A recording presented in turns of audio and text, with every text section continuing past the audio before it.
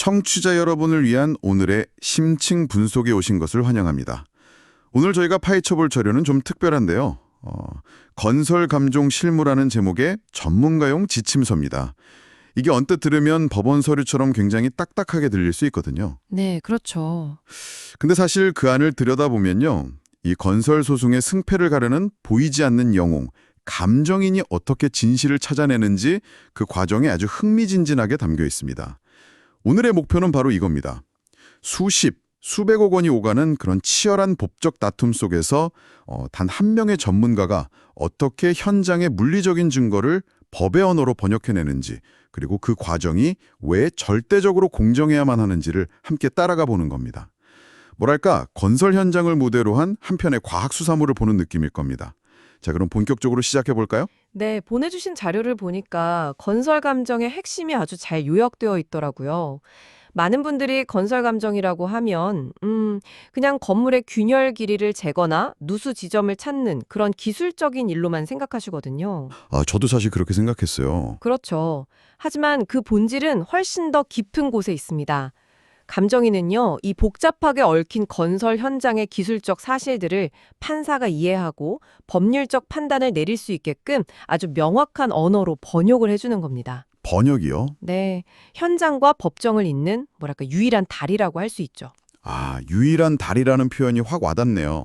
그 다리가 조금이라도 기울어지면 재판 전체가 흔들릴 수 있다는 뜻이겠네요. 바로 그겁니다. 그래서 감정인이 작성한 보고서, 즉 감정서 한 장이 수많은 변호사들의 변론보다도 더 결정적인 증거로 채택돼서 소송의 결과를 좌우하는 경우가 비일비재합니다. 그만큼 막중한 책임이 따르는 일이죠. 그렇군요. 그럼 그 막중한 책임을 진 감정인이 대체 어떤 과정을 거쳐서 결론에 도달하는지 자료에 나온 업무 흐름부터 한번 살펴보죠. 도표를 보니까 크게 4단계로 나뉘어 있던데 이게 마치 탐정이 사건을 해결하는 단계처럼 보이기도 하고요. 구체적으로 어떻게 진행되나요? 아주 정확한 비유입니다. 이 4단계는 감정 업무의 뼈대이자 진실에 접근하는 과학적인 프로토콜이라고 할 수 있습니다. 첫 번째는 준비 단계입니다. 준비 단계요? 솔직히 저는 서류 작업인 준비 단계나 나중에 나올 작성 단계보다 직접 현장에 나가서 증거를 찾는 현장 조사가 훨씬 더 중요하고 어려울 것 같은데요. 실제로도 그런가요? 아니면 제가 모르는 어떤 함정이 이 준비 단계에 숨어 있나요? 좋은 질문입니다. 대부분 그렇게 생각하시죠? 하지만 모든 명탐정이 사건 현장으로 달려가기 전에 관련 기록부터 꼼꼼히 살피는 것처럼 이 준비 단계야말로 감정의 성패를 좌우하는 가장 중요한 과정일 수 있습니다. 정말요? 네, 이 단계는 단순히 현장에 나갈 장비를 챙기는 수준이 아니거든요. 법원이 보내온 감정 신청 사항이랑 방대한 소송 기록을 면밀히 검토하면서 무엇을, 왜, 어떤 순서로 조사해야 할지 전략을 세우는 단계입니다. 필요한 설계 도면이나 시방서 같은 핵심 자료를 법원을 통해 양측에 요청해서 확보하는 것도 바로 이때 이루어지죠. 계획 없이 현장에 가는 건 지도 없이 밀림에 들어가는 것과 같습니다. 그렇겠네요. 계획이 부실하면 현장에서 중요한 걸 놓치거나 엉뚱한 것만 파고들 수도 있겠군요. 그렇게 철저한 계획을 세우고 나면 드디어 하이라이트인 현장 조사 단계로 넘어가는 거고요. 이때가 우리가 흔히 상상하는 CSI 같은 장면이 연출되는 거겠네요. 맞습니다. 두 번째 단계가 바로 감정인이 탐정이 되어 움직이는 시간, 현장 조사 단계입니다. 준비 단계에서 세운 계획과 가설을 바탕으로 직접 현장에 가서 문제점을 눈으로 확인하고요. 필요한 경우엔 비파괴 검사 장비나 열화상 카메라 같은 전문 장비를 동원해서 시험이나 측정을 진행합니다. 네네. 여기서 가장 중요한 건 주관의 배제입니다.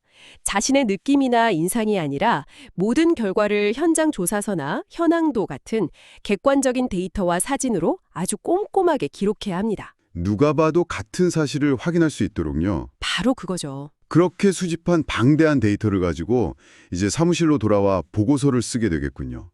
세 번째가 감정서 작성 단계죠.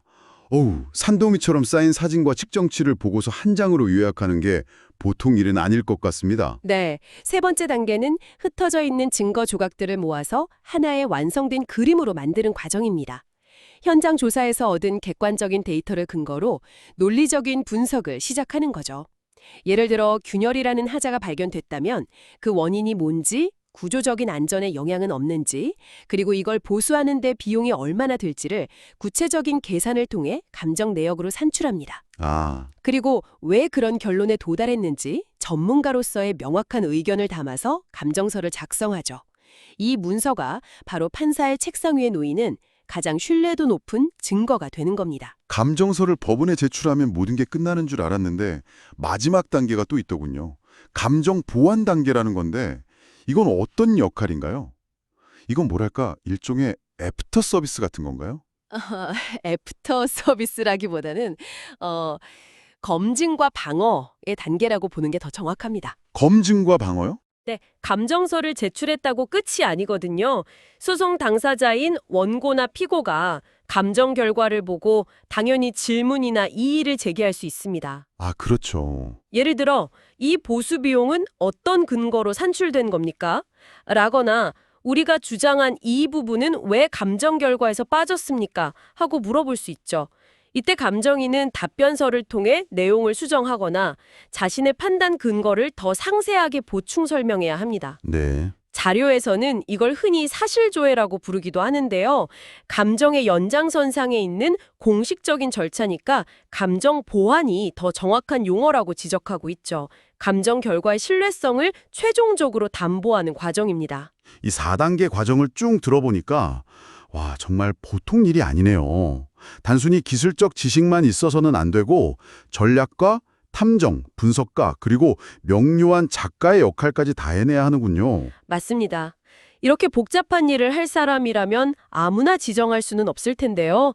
자료를 보니까 감정인으로 공식 선정되기 전부터 스스로 따져봐야 할 책임이 아주 많더라고요. 네, 봤습니다. 감정인 후보자는 법원에 연락을 받으면 기뻐하기에 앞서서 먼저 스스로에게 아주 냉정하고 근본적인 질문을 던져야 합니다. 어떤 질문이죠? 내가 이 사건을 온전히 감당할 수 있는가 하는 질문이죠.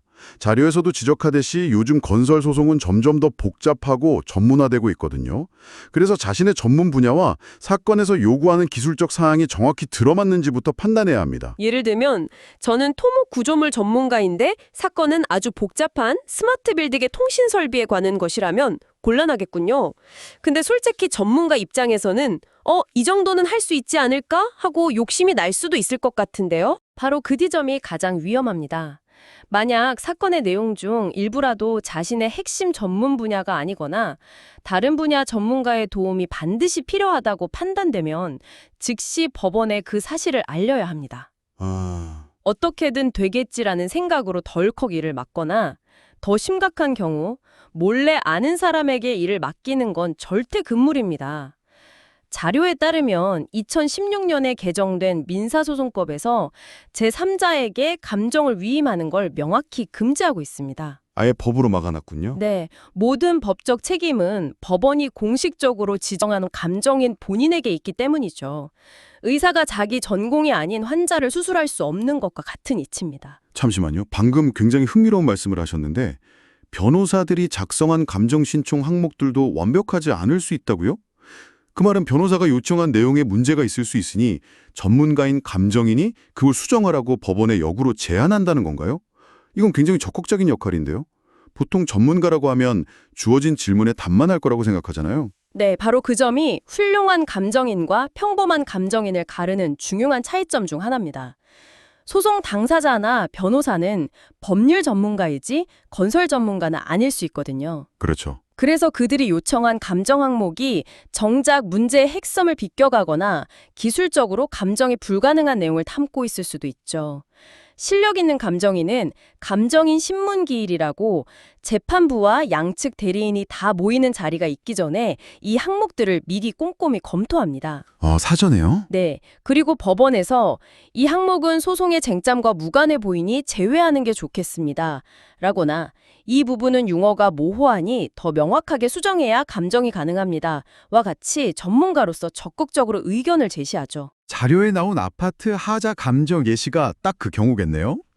수백 개의 하자 항목이 뒤죽박죽 섞여 있을 때 그걸 정리하는 것부터가 감정인의 역할이라고요? 맞습니다. 그 예시가 감정인의 역할을 아주 잘 보여줍니다.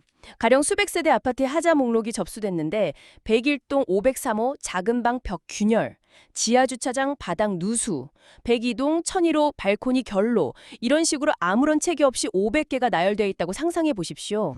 생각만 해도 머리가 아프네요. 이걸 그대로 들고 현장에 가면 우왕좌왕하다가 중요한 걸 놓치기 십상입니다.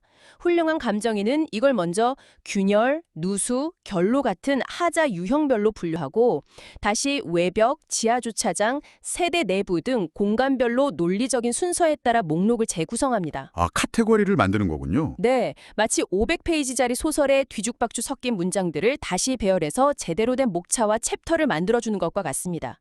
이렇게 해야 중복과 혼란을 피하고 비로소 효율적이고 정확한 감정이 가능해지는 거죠. 첫 단추를 제대로 꿰는 일이네요, 정말. 맞습니다. 알겠습니다. 그러니까 고도로 전문화된 기술과 사건의 본질을 꿰뚫는 통찰력, 그리고 이 모든 것을 체계적으로 정리하는 능력까지 갖춰야 하는군요. 자, 이렇게 엄청난 능력을 갖춘 전문가가 복잡한 절차를 진행하게 됐습니다. 하지만 이 모든 건 감정인이 공정하지 않다면 아무 의미가 없는 모래 위의 성이겠죠. 이 공정성이라는 건 대체 어떻게 보장되나요? 가장 핵심적인 부분에 도달했습니다. 이 모든 전문성과 절차를 바치는 주춧돌이 바로 공정성입니다. 자료에서는 감정인을 아주 인상적인 표현으로 정의하는데요. 바로 법관의 보조자입니다. 법관의 보조자요? 네, 이게 무슨 뜻이냐면 감정 비용을 소송을 제기한 원고가 내든 방어하는 피고가 내든 혹은 양측이 나눠 내든 전혀 상관없이 감정인은 오직 법원과 객관적 진실에만 충성해야 한다는 의미입니다. 어느 한쪽의 편을 드는 순간 감정인은 전문가가 아니라 그저 한쪽 편의 용역업체 직원으로 전락하고 마는 거죠. 말은 쉽지만 양쪽에서 엄청난 압박을 가해올 텐데요.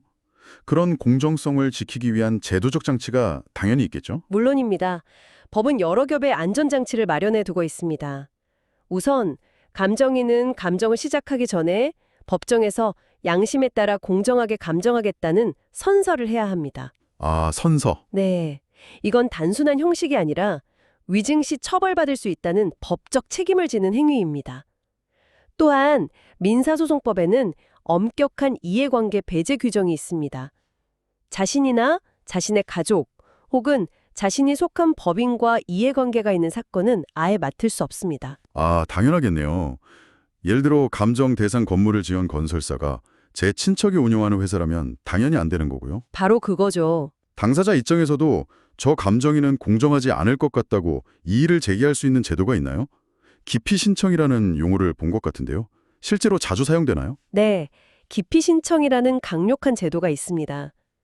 만약 소송 당사자가 감정인이 공정하지 못할 것이라고 판단할 만한 합리적인 이유, 예를 들어 과거에 상대방 측과 너무 많은 일을 함께 했다거나 특정 사안에 대해 이미 편향된 견해를 공개적으로 드러낸 적이 있다면 법원에 기피 신청을 해서 감정인을 바꿔달라고 요청할 수 있습니다. 물론 남용되어서는 안 되겠지만 이런 제도가 있다는 것 자체가 감정의 공정성을 얼마나 중요하게 여기는지를 보여주는 방증입니다. 법적인 규정 외에도 감정인 스스로가 편파적이라는 오해 자체를 피하기 위한 실질적인 조언도 자료에 있더군요. 태도에 관한 문제였는데 이게 정말 흥미로웠습니다. 네, 아주 실무적이면서도 중요한 조언이죠. 예를 들어 현장 조사 중에 원고 측 사람에게는 아주 친절하고 상세하게 설명해주면서 피고 측 사람에게는 퉁명스럽게 대하는 것. 누가 봐도 편파적인 행동입니다. 이런 사소한 태도 하나하나가 감정 결과 전체의 신뢰를 무너뜨릴 수 있습니다. 그야말로 포커 페이스를 유지해야 하는 거는요. 속으로 어떤 생각이 들더라도 절대 겉으로 드러내면 안 되겠네요. 예를 들어 현장에서 이건 상태가 심각한데요? 같은 혼잣말이라도 했다가는 한쪽에서 그걸 빌미로 엄청나게 물고 늘어질 수도 있겠어요. 정확합니다. 자신의 잠정적인 결론을 섣불리 어느 한쪽에 흘리는 행동은 절다금물입니다.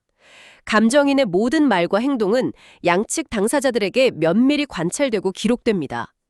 그렇기 때문에 모든 과정에서 철저히 중립적이고 객관적인 태도를 유지함으로써 법원뿐만 아니라 소송 당사자 모두로부터 신뢰를 얻어야 합니다. 네. 앞서 여러 번 언급했던 감정인 신문기일이 중요한 이유도 여기에 있습니다.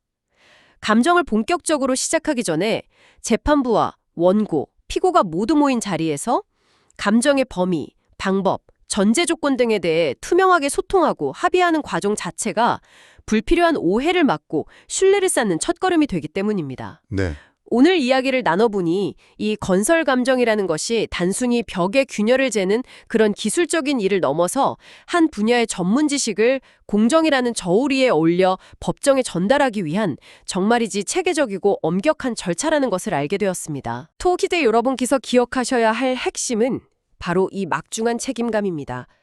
자료를 종합해보면 훌륭한 감정인은 정확한 데이터를 측정하는 기술자여야 하고 숨겨진 원인을 파헤치는 탐정이어야 하며 복잡한 내용을 누구나 이해할 수 있게 전달하는 명료한 작가여야 합니다. 네. 그리고 이 모든 것에 앞서 양측이 첨예하게 대립하는 분쟁의 한가운데서도 결코 흔들리지 않는 중립적인 존재, 즉 법관의 보조자여야 하죠.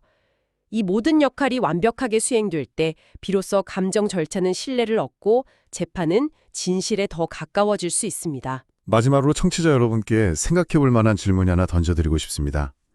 오늘 살펴본 자료는 건설이라는 특정 분야의 전문가를 어떻게 검증하고 신뢰할 것인지에 대한 절차를 다루고 있습니다. 하지만 인공지능이 설계하는 스마트 빌딩 시스템부터 전에 없던 새로운 친환경 자재에 이르기까지 건설 기술은 하루가 다르게 발전하고 있습니다. 과연 현재의 법률 시스템은 이런 변화의 속도를 충분히 따라잡을 수 있을까요? 세상에 없던 새로운 기술에 대한 분쟁이 발생했을 때 그 분야에 대해 진정으로 공정한 판단을 내릴 수 있는 전문가를 찾아내는 것은 앞으로 우리 사회에 어떤 도전이 될까요?